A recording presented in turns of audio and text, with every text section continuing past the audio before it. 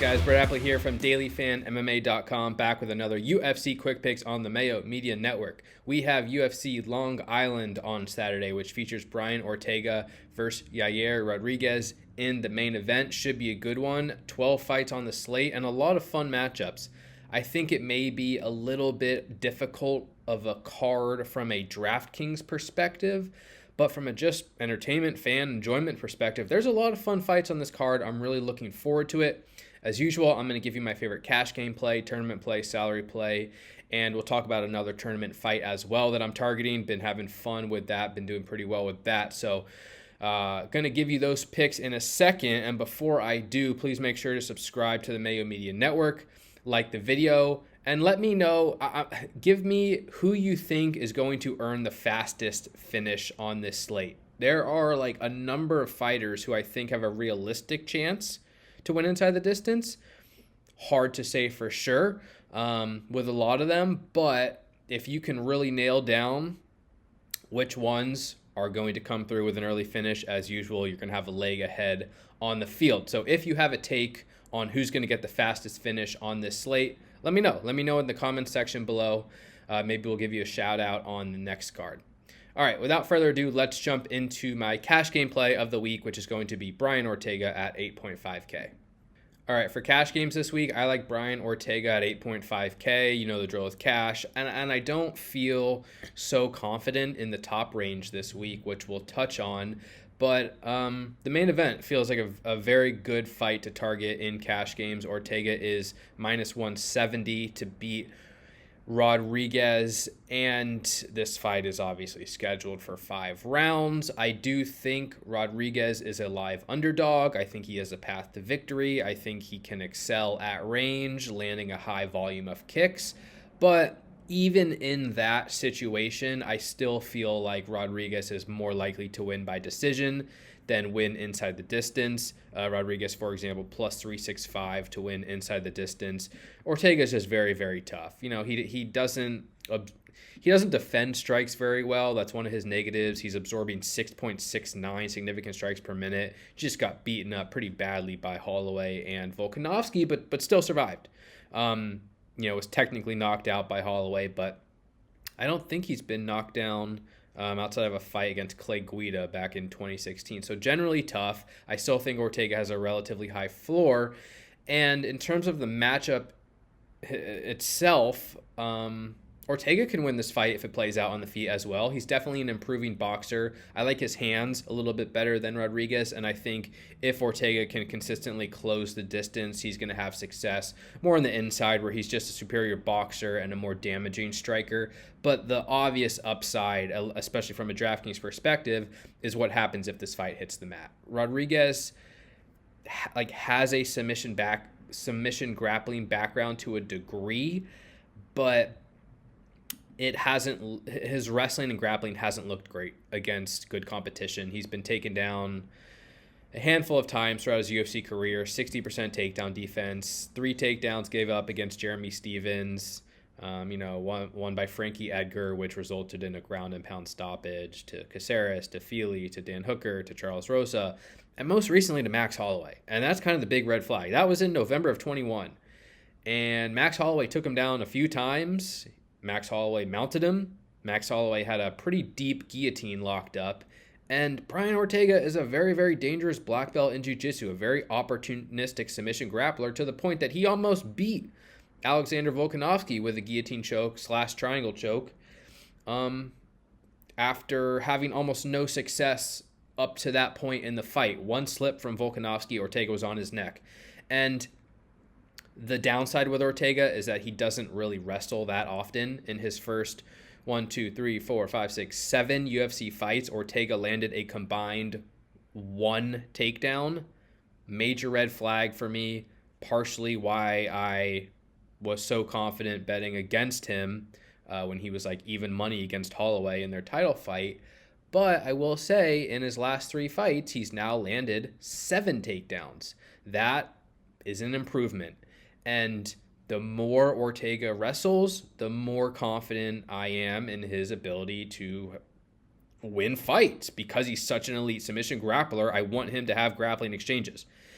And because he's improving as a grappler and because Yair gives up takedowns, I do think there's at least an opportunity for Ortega to have success on the ground, land takedowns, earn dominant position, potentially lock up a submission, though the submission I wouldn't say is at all guaranteed. Ortega plus 150 to win inside the distance, 5 rounds to work with, does land strikes at a very high volume, not a very high volume, a moderate volume, landed 127 over 5 rounds against the Korean Zombie, 110 against Max Holloway. Relatively decent floor for this price, and a considerable amount of grappling upside and some submission upside as well. So 8.5K as a minus 170 favorite in the main event. Ortega makes for a very good cash game play this week. Moving on to tournaments, and I'm going to talk about Shane Burgos at 9K. And quite frankly, the tournament play of the week has sucked in the recent past, though I will say it's partially why I like to talk about fights as a whole is because it's just easier to identify high-scoring fights as a whole than it is to identify individually high-scoring fighters. And so like last week, for example, I really liked Ronnie Lawrence. If Ronnie Lawrence won that fight against Kakhramonov, or going forward, if Lawrence wins going forward, is probably going to come from a high number of takedowns. And a high number of takedowns is going to lead to a big DraftKings score. So I'm always going to play Ronnie Lawrence win or lose. But he was only, minus 120 for a reason. And that's why we also talked about the opposite side of that fight. So you're getting leverage on Kakhramonov in case the Lawrence pick doesn't work out. Kakhramonov was likely to win inside the distance or put up a decent score. He ended up kind of dominating Lawrence on the mat, which wasn't expected. And although we missed on the Lawrence play, hopefully we're also overweight on that fight as a whole. It's a similar story with Burgos versus Jourdain this week. I like Shane Burgos. I like him for his striking pace. He lands strikes at an incredible rate. He's willing to throw down. He's got big power. 7.95 significant strikes landed per minute against an opponent in Jourdain who's willing to stand and trade as well. Jourdain's absorbing 4.5 significant strikes per minute. But the reason why I like Burgos is because this fight is projected to take place at such a high pace. It's not because Burgos is any sort of a stretch of a lock to win. He's minus 165 to win. And we've seen the downside to Burgos is that he eats a lot of shots in return, absorbing 6.69 significant strikes per minute, coming off a win against Billy Quarantillo, but was knocked out by Edson Barbosa prior to that, was knocked down twice by Josh Emmett prior to that, was knocked out by Calvin Kattar earlier in his career. Burgos just absorbs a lot of strikes, and he gets hurt often. So am I that confident Burgos is going to win? Not really. But I do really like the pace of this fight, and I'm projecting a high number of exchanges with potential knockout equity on both sides. I mean, Burgos landed 193 significant strikes in 3 rounds against Billy Quarantillo. He's going to be a bigger fighter than Jourdain. He's 5'11", Jourdain's 5'9", 75-inch reach for Burgos, 69-inch reach for Jourdain. And I think they're just going to stand and trade. And from a DraftKings perspective, this is an interesting range because Soriano at 9.2K, Sumo Daerji 9.1K, Dwight Grant 8.9K. These fighters are not going to be scoring points unless they get an early knockout. And so pretty much all of them, you're kind of hoping for early knockout, and if not, they're going to bust from a fantasy perspective. Burgos is a little bit different to the point where even if he wins a decision, he may not end up optimal, but he has a much safer floor in a decision, win or loss, because he's actually going to throw strikes at a high volume. Jourdain has almost no takedown defense, so there's some wrestling upside for Burgos as well. If he actually chooses to use it, he probably won't. But so yeah, in a decision, Burgos has a relatively high floor and a decent ceiling. He scored 119 points in the decision in his last fight, and he has knockout upside as well. Plus 155 to win inside the distance. That's still decent. 9K, isn't the most expensive price tag to pay. I think we're going to see ownership spread out in this range, and I will be spreading out ownership myself, but I do like Burgos at 9K for his floor and ceiling in a victory. And on the flip side, Jordan at 7.2K, you need exposure to him as well. So you need exposure to him. Simply put, you need exposure to Jordan because if he wins, it's going to be a crazy high-paced fight, and he's probably going to knock Burgos out. I don't necessarily expect him to be winning the whole fight, but Jordan is the type of fighter who kind of gets better the longer the fight goes. And in a wild, high-paced fight like this, that's minus 155 to end inside the distance, it's a good fight to attack, and I like Jordan for his price as well. Moving on to my salary play of the week, I'm going to give out Dustin Stoltzfus at 7.3K. This is a interesting odds value target here. Stoltzfus taking on Dwight Grant. Grant's only minus 132. Stoltzfus plus 112. So it's approaching even money there. But Grant's priced all the way up to 8.9K. Stoltzfus 7.3K. So we're getting a plus 112 underdog at 7.3K. In a matchup that doesn't make me very comfortable, I will say, because Stoltzfus is 0-3 in the UFC. He hasn't yet won. He's not very good, necessarily at anything.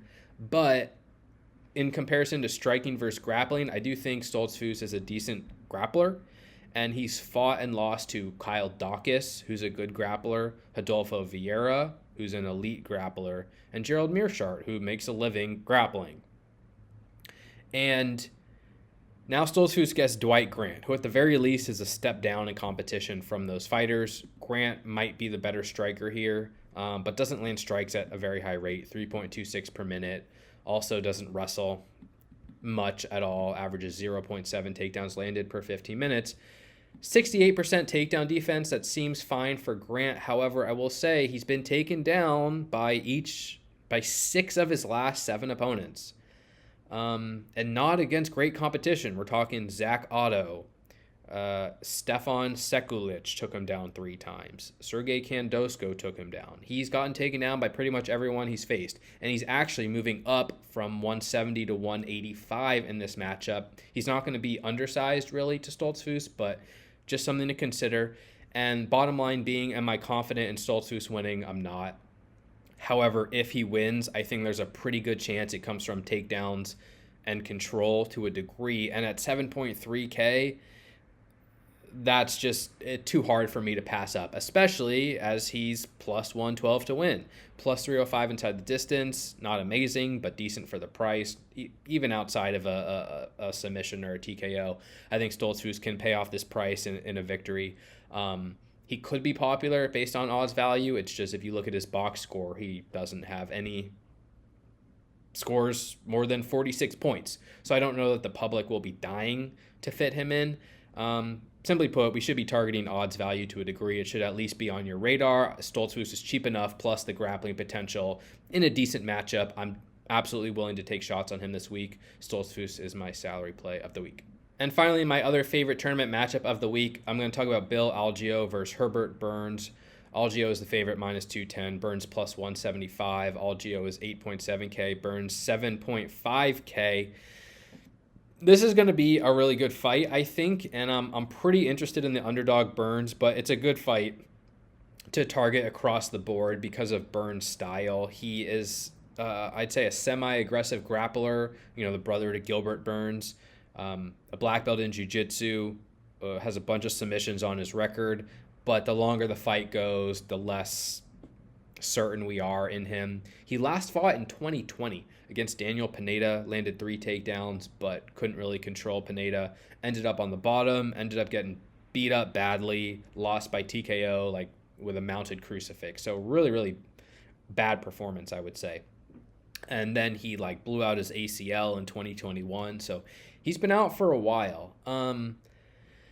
However, Burns still trains at a good camp. He still has taken down each of his 3 UFC opponents. He is actually a good grappler, and he's facing Algeo, who gives up a lot of takedowns. I mean, in Algeo's last 5 fights, he's given up 3, 5, 4, 8, and 2 takedowns. Takedown defense of 55%. He tends to survive because he's got good cardio and he's also a black belt in jiu-jitsu. But I definitely think Burns can have early grappling success in this matchup. And for what, 7.5K price tag, I think he's a very good salary target. I'll probably aim to be overweight on him, to be completely honest. He's plus 275 inside the distance. I don't know if people are going to aggressively target him, but I think, and I'm not that confident that he's going to win, because if he cannot finish Algio early, which seems maybe unlikely, it's quite possible that he slows down, looks just as bad as he did in 2020, and fades and gets finished or loses. But that's why this matchup as a whole is very intriguing to me, because if Burns doesn't come through with an early finish, early ground domination, and loses, it could be just because he gasses out like he did against Daniel Pineda, and against a fighter like Algio, who's got great cardio, who can throw volume, who can wrestle a little bit. Man, I mean, Burns yielded a ton of points to Pineda in that last loss. So if he's simply gassed and cannot physically produce any offense, he might be a sitting duck. He might be a sitting duck, and he might get finished again. I'm much more concerned with Algio, I would say, at 8.7K, because perhaps he does get out-grappled early. That limits his DraftKings ceiling. But he's still plus 185 inside the distance. He still has striking upside. He still has grappling upside against an opponent with historic cardio and maybe defensive wrestling weaknesses. So I think this is going to be a fun matchup, a high-paced matchup, and I really like it because of the defensive grappling kind of holes on both sides. Burns, early potential, early grappling potential, great target for his price. Algio is going to be playing the long game, but theoretically the long game could still lead to a big score. The fight is, minus 150 to end inside the distance. So another very good matchup on this UFC Long Island slate. All right, guys, that's going to do it for this week's UFC Quick Picks. Thank you again for the support. You can follow me on Twitter, Appley, TTPP, dailyfanmma.com for all your DraftKings breakdowns needs. Best of luck in your contest this week, guys. Stay safe. Take care. We'll talk to y'all soon. Peace.